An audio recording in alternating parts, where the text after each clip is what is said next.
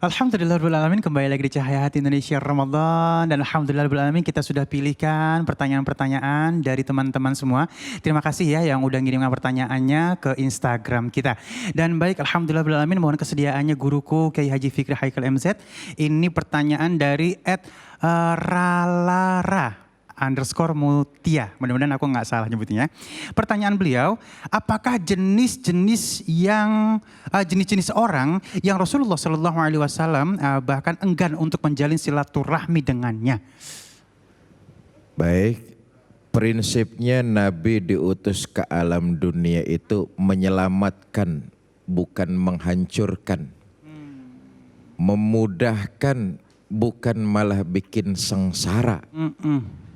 Karena itu dakwah yang dilakukan Nabi itu dengan penuh kasih sayang, kelembutan, dan ingat Nabi adalah orang yang sangat pemaaf. Dalam beberapa riwayat singkat saja, kepada orang-orang kafir Quraisy, Nabi itu dicaci, dimaki, dihina, bahkan diancam pembunuhan dengan berbagai macam cara. Beberapa riwayat menyebutkan orang yang melakukan itu jatuh sakit, terkena musibah. Tapi Nabi datang memberikan maaf. Dan pada akhirnya sering endingnya pelaku mendapat hidayah dari Allah karena perbuatan baginda Nabi yang begitu sangat perhatian, memaafkan, dan tidak berlaku kasar kepada orang-orang tersebut. Walhasil karena Nabi dakwahnya diutus ke alam dunia ini bukan menghancurkan tapi menyelamatkan. Dakwah yang dilakukan dengan kelembutan, pelaku-pelaku itu mendapat hidayah dari Allah. Tidak sedikit mereka kemudian yang berbalik mengikuti agama Islam. Allah ya, makanya nggak selamanya keburukan dibahas dengan keburukan ya. Baik, kita akan lanjutkan pertanyaan yang kedua. Terima kasih Kiai tadi jawabannya, dan untuk yang kedua ini untuk Ustazah Lulung Mumtazah. Baik, Ustazah ini dari viola.amanda123. Ya, Viola ya. Bagaimana pendapat Ustazah tentang orang-orang yang silaturahminya hanya sebatas melalui media sosial saja? Seperti mengucapkan salam dan meminta maaf secara luas melalui grup chat. Jadi mungkin sekali gitu dikirim semuanya, kalimatnya sama. Tergantung. Oh, ya. Pemirsa, bismillah. Tergantung, kalau misalnya emang itu antar teman sama teman, kita punya grup banyak. Kalau kita ceng di satu-satu kan rempong ya Cin, itu boleh aja. Karena apa? Antar grup apalagi musim pandemi sekarang ini, kita nggak bisa datengin atu-atu orang lain kan. Kalau sama teman, sama sahabat, tapi kalau yang namanya sama keluarga ya kan, suami, istri, ibu, pokoknya yang namanya keluarga itu kudu satu persatu apalagi sama orang tua. Kalau emang rumahnya deketan kita bahasanya sungkem deh, salaman, apa kayak nelpon kayak gini gitu. Karena apa? Memang zaman sekarang ini kita nggak usah lah yang namanya main, itu orang kayak begitu, jangan, kita husnuzon aja, baik-baik saja ya kan. It's okay, no problemo. Jaelah. Karena apa? Di dalam surat An-Nisa ayat 89 Allah telah berfirman, wa idza huyitum bitahiyatin, ya kan, fahyu bi ahsana minha aw rudduha. Jika orang sudah baik sama kamu, memberikan salam penghormatan, ngasih yang namanya chat, oh aku minta maaf dengan berbagai macam puisi, ya udah balas dengan baik, dengan yang lebih baik atau yang sepadan. Jadi kita ya orang negor ya kita jawab, kita pengen tegur lagi di grup ya kita jawab. Intinya jangan yang namanya nggak bisa negor orang.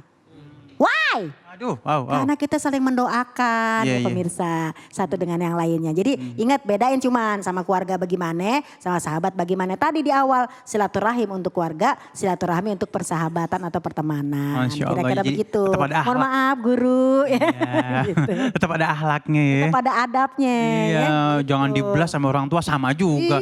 Sebening, seputih, apa begitu juga ya. Jangan kalau kata anak milenial, kagak ada akhlaknya, jangan sampai begitu. Iya, benar. Anak milenial tuh sangat bagus banget akhlaknya insya Allah. Iya benar. Baik, terima kasih Ustazah, dan kita lanjut.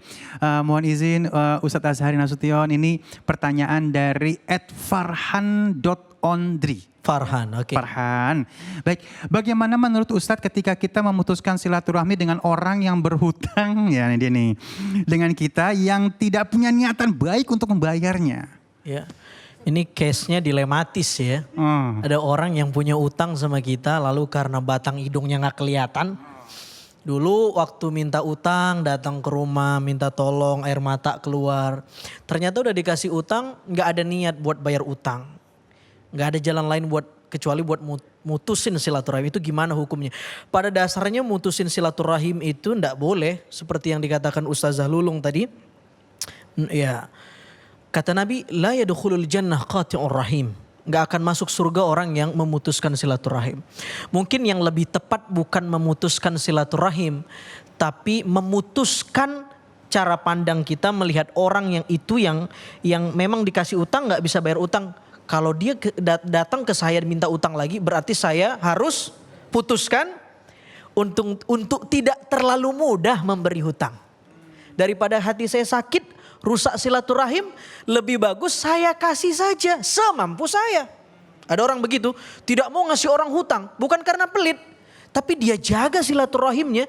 Dia takut daripada ngasih utang lalu putus silaturahim, gawat semuanya. Lebih bagus saya cuma bisa kasih segini. Ya toh, saya cuma bisa bantu segini itu. Jadi perlu juga. Nah, bagi yang berhutang, saya kira cerdas berhitung sebelum berhutang. Jadi hitung dulu kira-kira kita berhutang mampu nggak bayarnya. Bagi yang memberi hutang, periksa juga hati kita. Dan hitung cerita terpahitnya. Kira-kira kalau orang ini nggak bayar, gimana perasaan kita? Udah siap belum nggak kita dengan menghadapi orang yang nggak bayar utang? Itu dipikirkan supaya tidak timbul malapetaka, fitnah dan lain sebagainya yang membuat hubungan kita rusak. Saya kira itu. Iya bener ya, mendingan kalau misalnya kita yakin nih orang bakal nggak balikin, ikhlasin berapa aja deh gitu kan ya. Dan perlu ini ada hitam di atas putih. Itu yang diwasiatkan Al-Quran, karena itu surat terpanjang dalam Al-Quran berbicara tentang hutang. Karena itu hak dan tanggung jawab antara sesama anak Adam toh. Iya, tapi bener banget masalah utang ini bisa memutuskan tali silaturahim. Jadi banyak banget orang yang berutang akhirnya udah anda lupain, tapi bagaimana ya anda kagak bisa lupain, udah kagak mau ketemu dia lagi dah. Daripada ntar saya datang ke dia disangkanya menagih utang. Iya, setidaknya kalau kita ndak mampu membayar hutang, kita say hello dong. Kita bilang saya udah ikhtiar tapi belum ada rezeki karena kondisi lagi begini, tapi saya cicil semampu saya. Masa iya sih nggak bisa walau sedikit. Insya Allah, saya yakin ya buat kita yang memberi utang misalnya, kalau ada sedikit ikhtiar dari orang yang berhutang itu, walaupun sedikit pasti kita punya hati lunak. Oh iya dia lagi kena musibah atau ekonominya memang lagi nggak baik. Coba kondisi saya seperti itu. Begitu kira-kira. Benar. Tapi kalau sudah tidak bayar, tidak punya niat bayar dan tidak silaturahim, ini yang udah prasangka bersangka deh gitu deh. Ya, tapi mudah-mudahan kita bisa tetap baik lah sama kita punya saudara, kita punya sahabat. Baik. Saran saya mudah-mudahan buat yang nanya tadi, ya jangan sampai memutus silaturahim. Hanya kalau dia minjem lagi, kita harus ukur diri kita. Lebih bagus memberi daripada meminjami kalau membuat hati kita pada akhirnya sakit kepada orang tersebut. Cakep banget.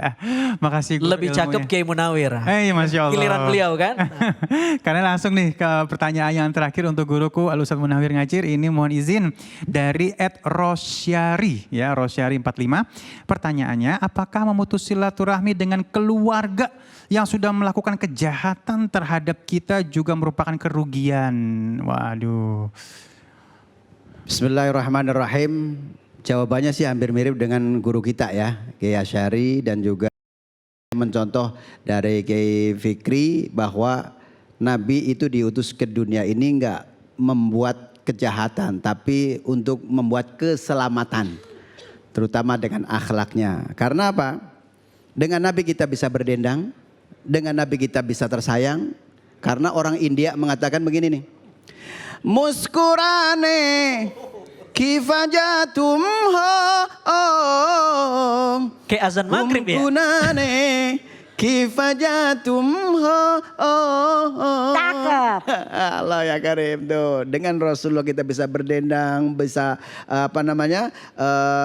membuat rumah tangga kita yang awalnya memang seperti itu. Pertanyaan dari Mbak Ros ya. Mbak Ros apa Pak Ros? Iya Mbak. Mbak Ros ya. Rosyari. Ya pokoknya Ros dah gitu. gitu. Jadi ketika kita rumah tangga kita akan menjadikan kehancuran disebabkan karena hutang piutang itu tadi. Makanya itu tadi sesuai dengan jawaban Ustadz Asyari. Masya Allah. Ukurlah dengan kemampuannya. Karena apa? Mohon maaf.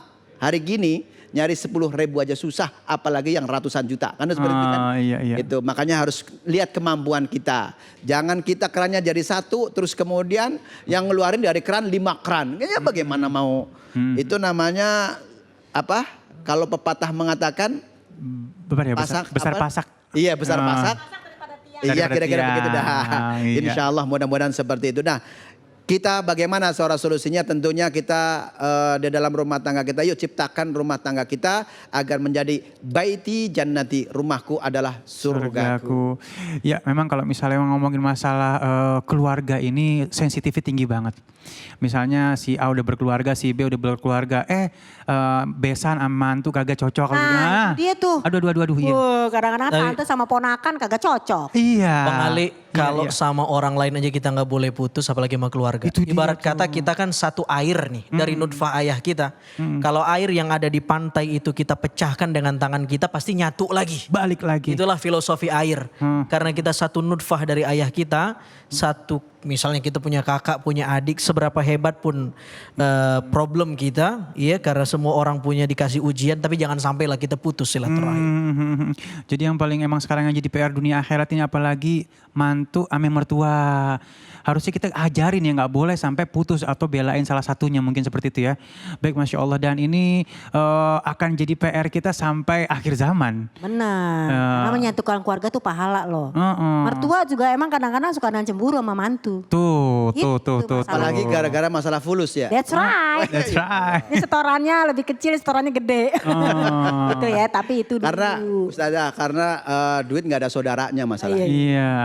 Nah, inilah perlunya keterbukaan dan perlunya saling sayang ya, Masya Allah ya. Betul. Baik, saudara-saudaraku yang dimuliakan oleh Allah Subhanahu Wa Taala, jangan kemana-mana ya. Kita masih akan bertemu dengan guru-guru kita yang dimuliakan oleh Allah Subhanahu Wa Taala. Tetap bersama kami di Cahaya Indonesia Ramadan.